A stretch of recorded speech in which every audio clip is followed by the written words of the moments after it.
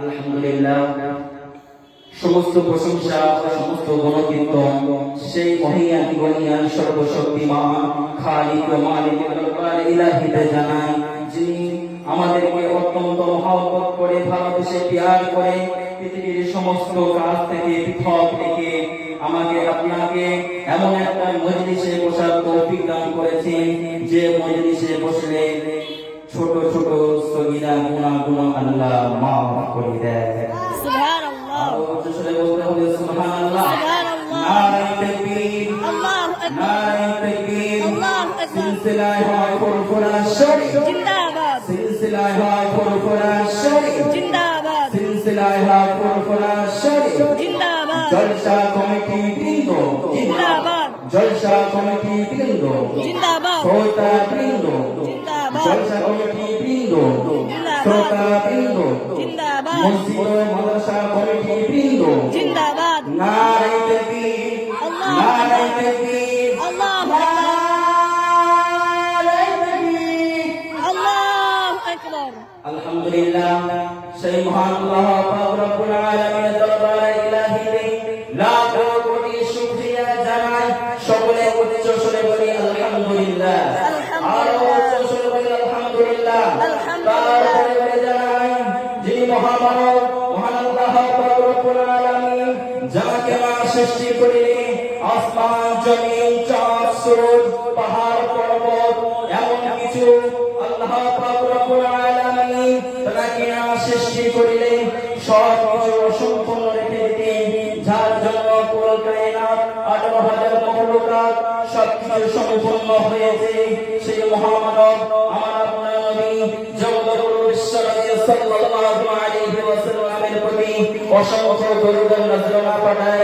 সকলে বলি সাল্লাল্লাহু আলাইহি ওয়াসাল্লাম, আর উচ্চস্বরে বলি সাল্লাল্লাহু আলাইহি ওয়াসাল্লাম। সাল্লাল্লাহু আলাইহি ওয়াসাল্লাম। মহান কালাম শরীফের ভিতরে সূরা আসরের একটি সূরা রয়েছে, সেই সূরার ভিতরে মহান আল্লাহ পাক রব্বুল আলামিন কিছু বিশিষ্ট কথা বলেছে। সেই কথার উপরে আমি আলোচনা করে আমার আলোচনাকে আমি সম্পূর্ণ করে আমি বিদায় নেওয়ার চেষ্টা করব। মহান আল্লাহ পাক রব্বুল আলামিন বলেন, ওয়াল আসর, আমি সময়ের কসম করে বলি, ইন্নাল ইনসানা লাফি খুসর, নিশ্চয়ই মানুষ ক্ষতিগ্রস্তর মধ্যে, ইল্লাল্লাযীনা আমানু, হ্যাঁ কিন্তু ক্ষতিগ্রস্তর মধ্যে কারা নেই, তাদের নামগুলো আল্লাহ পাক রব্বুল আলামিন এই ছোট্ট একটি সূরার মধ্যে জানিয়ে দিয়েছেন। ঈশ্বরের ভিতরে কিছু বলে দাও, যে অর্ডার টাকা নিয়ে না দিলে দেখলাম করলে কি হবে, সে কিন্তু বলতে পারছি। ঠিক আছে, জলসা হবে। ইল্লাল্লাযীনা আমানু, মহান আল্লাহ পাক রব্বুল আলামিন বলেন, ইন্নাল ইনসানা লাফি খুসর, নিশ্চয়ই মানুষ ক্ষতিগ্রস্তর মধ্যে, কিন্তু হ্যাঁ ক্ষতিগ্রস্তর মধ্যে কোন কোন ব্যক্তি নেই, তাদের নামগুলো এখানে বলা হয়েছে। আর যারা এই সূরার ভিতরে যাদের নামগুলো উল্লেখ নেই, তারাই ক্ষতিগ্রস্তর মধ্যে। যদি কাদের নামগুলো এর ভিতরে বলা হয়েছে, সেইগুলো আমাদের শোনার দরকার আছে না না? আছে। আর আসলে আছে না না? আছে। ইল্লাল্লাযীনা আমানু, নাম্বার 1, ইল্লাল্লাযীনা আমানু। আল্লাহ পাক রব্বুল আলামিন বলেন, যারা আমি আল্লাহ আমাকে বিশ্বাস করেছে, আমার নবীকে নবী বলে মেনে নিয়েছে, এক কথায় যারা ঈমান এনেছে, তারা ক্ষতিগ্রস্তর মধ্যে নয়। সুবহানাল্লাহ, সুবহানাল্লাহ। আর উচ্চস্বরে বলা যায় না সুবহানাল্লাহ, সুবহানাল্লাহ। তারপরে দ্বিতীয় নাম্বার, ওয়া আমিলুস সালিহাত, যারা নেক আমল করেছে, ঈমান আনার সাথে সাথে যারা নেক আমল করেছে, তারাও ক্ষতিগ্রস্তর মধ্যে নয়। সুবহানাল্লাহ, আর উচ্চস্বরে সুবহানাল্লাহ। যারা ঈমান এনেছে আর নেক আমল করেছে, এরা ক্ষতিগ্রস্তর মধ্যে নয়, এখনো বাকি রয়েছে।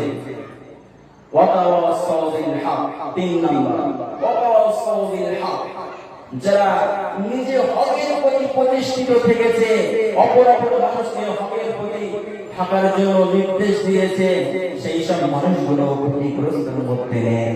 সুবহানাল্লাহ। আর উচ্চস্বরে নারে তাকবীর, আল্লাহু আকবার। আলহামদুলিল্লাহ। 4 নম্বরে ওয়াতাওয়াসাউ বিস-সাবর।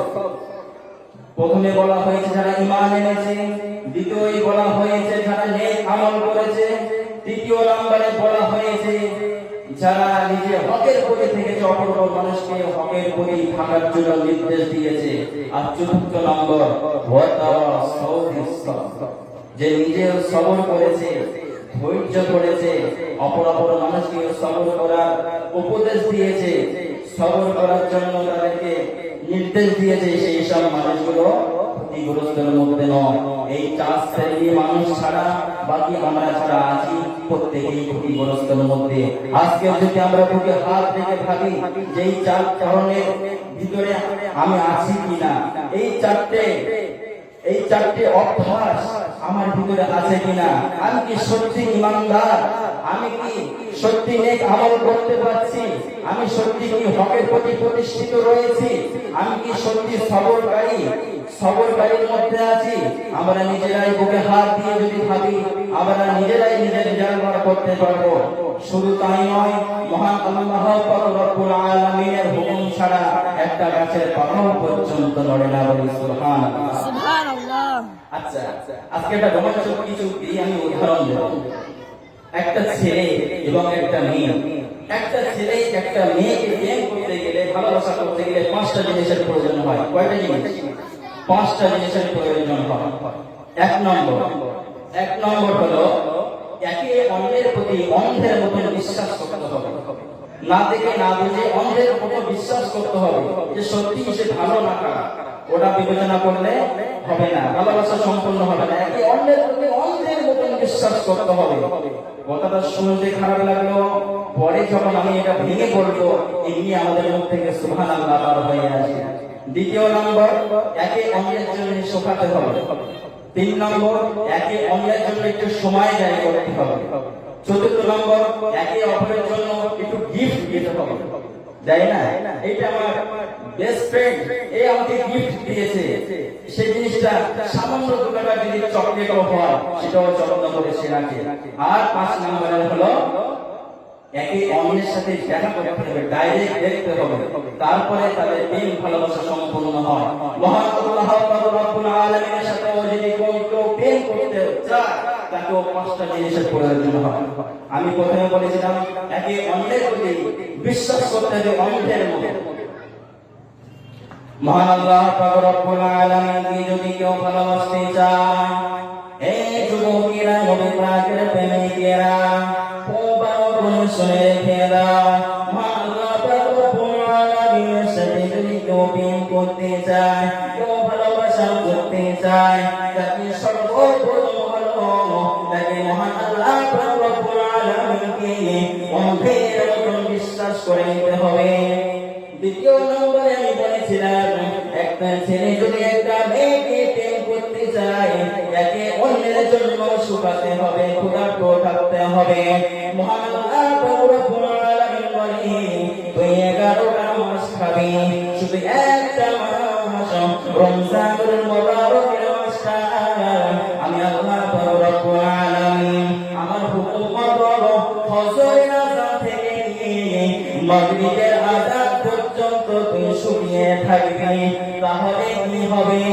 আমি আল্লাহ পাক রব্বুল আলামিন আমার সাথে তোর প্রেম ভালোবাসা হয়ে যাবে। আর বলি সুবহানাল্লাহ। 3 নম্বরে কি বলেছি? একে অন্যের জন্য একটু সময় ব্যয় করতে হবে।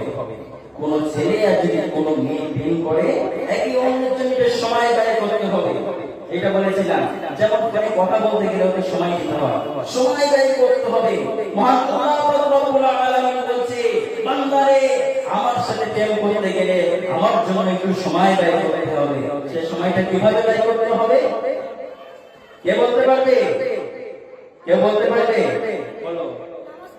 আলহামদুলিল্লাহ, মহান আল্লাহ পাক রব্বুল আলামিনের জন্য যে সময়টা ব্যয় করতে হবে, এই কাজের জন্য আল্লাহ পাকের নৈকট্য লাভ করতে পারবো, সেইটা হলো 5টা টাইম অন্তত পক্ষে 10 মিনিট করে যদি সময় দিই 50টা মিনিট হয়ে যায়।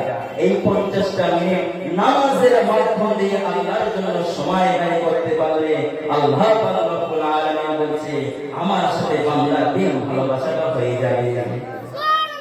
আর বলতে হবে সুবহানাল্লাহ। তারপরে 4th নম্বরে আমি কি বলেছিলাম? কে বলতে পারবে? কেমন অসংখ্য 4th নম্বরে কি বলেছিলাম? একে অন্যের জন্য গিফট করতে হবে।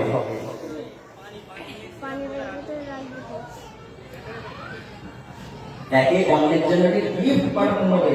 খুব সুন্দর শুনছো তোমরা, আলহামদুলিল্লাহ। একে অন্যের জন্য গিফট পাঠাতে হবে। মহান আল্লাহ রব্বুল আলামিন বলেন, আহারে যুবকেরা, এ নবী পাকের উম্মত উম্মতিরা খুব ভালো করে শুনে রেখে দাও। মহান আল্লাহ রব্বুল আলামিন বলেন, বান্দারে আমি তোকে অর্থ দিয়েছি, সম্পদ দিয়েছি, তোকে আমার জন্য, আমার সাথে প্রেম করার জন্য, আমার সাথে ভালোবাসা করার জন্য, মহব্বত করার জন্য। বান্দারে তোর অর্থের মধ্যে শতকরা 8 টাকা করে যাকাত দে। যত টাকা হয় ওই টাকাটা গরিবের মাঝে যাকাত হিসেবে বন্টন করে দিবি। তাহলে আমি আল্লাহ পাক রব্বুল আলামিন আমার সাথে তোর প্রেম ভালোবাসা হয়ে যাবে। সুবহানাল্লাহ। 5 নম্বর আমি বলেছিলাম একে অপরের সাথে ডাইরেক্টলি দেখা করতে হবে, তাহলে প্রেম ভালোবাসাটা সম্পূর্ণ হয়ে যাবে। মহান আল্লাহ পাক রব্বুল আলামিন বলে, এই যুবকেরা, এই নবী পাকের উম্মত উম্মতিরা খুব ভালো করে শুনে রেখে দাও। মহান আল্লাহ পাক রব্বুল আলামিন বলে, কিয়ামতের মহাময়দানে মহাশারে আমি যখন বান্দার ইবাদত বন্দেগীর উপরে রাজি খুশি হয়ে গিয়ে যখন আমার দয়াল জান্নাতটা যখন তাকে দিয়ে দেব, আমি তখন ওই জান্নাতের ভিতরে আমি আমার বান্দার সামনে 70,000 পর্দা সরিয়ে দিয়ে আমি আমার বান্দার সামনে দিদার দিয়ে দেব। সুবহানাল্লাহ। তখন মহান আল্লাহ পাক রব্বুল আলামিন বলে, আমি আমার বান্দার সাথে ডাইরেক্টলি দেখে আমি আমার বান্দার সাথে প্রেম ভালোবাসাটা সম্পূর্ণ করে নেব। আর সুবহানাল্লাহ। আমরা যদি কেউ কথা দিয়ে থাকি, আমাদের প্রত্যেকটা কথা মনোযোগ দিয়ে শুনতে হবে। এইখানে বসে আমরা যে কথাগুলো শুনবো, সেই কথাগুলো যদি আমল না করতে পারি, তাহলে সেই শোনার কোনো মূল্য নেই, কোনো গুরুত্ব নেই। কিয়ামতের দিনে আল্লাহ পাক রব্বুল আলামিন তোমাকে প্রশ্ন করবে, বান্দা তুমি কি জানতে না নামাজ আমি আল্লাহ পাক রব্বুল আলামিন তোমাকে ফরজ করেছিলাম? তুমি কি জানতে না আমি রোজা তোমার উপরে ফরজ করে দিয়েছিলাম?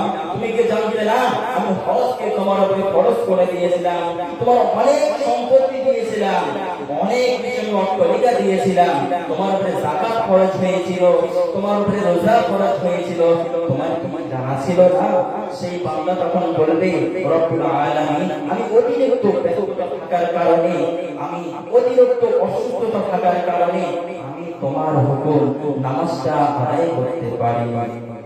যখন বান্দার কাছে এইরকম একটা অজুহাত দেবে, তখন আল্লাহ পাক সেই বান্দার অজুহাত, ওই অজুহাত দেখে কি জান্নাতে যাওয়া সম্ভব? সেইটা আমাদের জানার দরকার আছে না? আছে। মহান আল্লাহ রব্বুল আলামিন ওই বান্দাকে প্রশ্ন করবে, বান্দা তুমি অতিরিক্ত অসুস্থতা থাকার কারণে তুমি নামাজ পড়তে পারোনি, আমার হুকুমটাকে সঠিকভাবে আদায় করতে পারোনি। তুমি কি কতটা অসুস্থতার মধ্যে ছিলে? যতটা অসুস্থতা আমার পয়গম্বর হযরতে আইয়ুব নবী অসুস্থতার মধ্যে ছিল, কতটা অসুস্থতা কি তুমি ছিলে? হযরত আইয়ুব আলাইহিস সালাম এমন রোগ হয়েছিল, পায়ের নখ থেকে নিয়ে চুলের আগা পর্যন্ত সারা শরীর পচে গিয়েছিল, জীবিত মানুষের গায়ে পোকা হয়ে গিয়েছিল। এতটা বিমারি কি তুমি ছিলে? তুমি যে বলছো আমি অসুস্থতা থাকার কারণে নামাজ পড়তে পারিনি, তুমি কি কতটা অসুস্থ ছিলে যার কারণে তুমি নামাজ পড়তে পারোনি? আমার পয়গম্বর হযরত আইয়ুব আলাইহিস সালাম কতটা অসুস্থতা থাকার পরেও আমার মন থেকে এক যাত্রা পরিমাণ সে পিছিয়ে যায়নি, সঠিকভাবে সে পালন করেছে। যেমন ভাবে সে সুস্থতা থাকা অবস্থায় সে আমার হুকুমকে পালন করেছে, অনুরূপ ভাবে সে অসুস্থ হওয়ার পরেও আমার হুকুমটাকে সেইভাবে পালন করেছে। তুমি কতটা কি অসুস্থ ছিলে বলো? এখন বান্দার মুখ বন্ধ হয়ে যাবে, আল্লাহর সামনে দাঁড়িয়ে সে হিসাব দিতে পারবে না। বান্দা বলবে আল্লাহ রব্বুল আলামিন আমি কঠিন বিপদের মধ্যে ছিলাম, এটাও একটা অজুহাত নামাজ না পড়া। কিছু কিছু মানুষকে যদি প্রশ্ন করা হয়, ভাই ভাই তুমি নামাজ পড়ো না কেন, তখন সে বলে ভাই বা হুজুর বা হাদিসে কোন একটা সম্মান দিয়ে বলবে আল্লাহ তৌফিক দিলে আমি মসজিদে যাব। আল্লাহ যদি আমার তৌফিক দেয় ও মসজিদে আসবে। যদি বলা হয় তুমি মানে সকালে খেয়েছো, এখন তো সন্ধ্যা হয়ে আসে, সকাল থেকে দুপুর থেকে রাত এতক্ষণ সময়, আজকে 3টার কথা বলি, তুমি কি খেয়েছো? সে বলছে হ্যাঁ ভাই আমি খেয়েছি, হ্যাঁ আমি খেয়েছি। তখন যদি তাকে বলা হয় আচ্ছা আল্লাহ যদি তৌফিক দেয় তাহলে তুমি খাবে, তা আল্লাহ কি তোমাকে গালে তুলে খাবিয়ে দিয়েছিল? আল্লাহ তো তোমার গালে তুলে খাওয়াই, তাহলে তুমি খেয়েছো কেন? আল্লাহ যখন তোমার বাড়ি থেকে নিয়ে মসজিদে আসবে তখন তুমি মসজিদে এসে নামাজ পড়বে। আল্লাহ যখন তোমাকে গালে না তুলে তখন তুমি খাবে কেন? কথা বুঝে আসছে না? আসে না? এই জায়গাটা আমরা ক্লিয়ার। যদি কারো টয়লেট লাগে, যদি কারো টয়লেট লাগে, বেশ চাপ দিয়ে গেছে, সে যাবে না? ওই জায়গাটা যাবেন টয়লেটে যাবে না।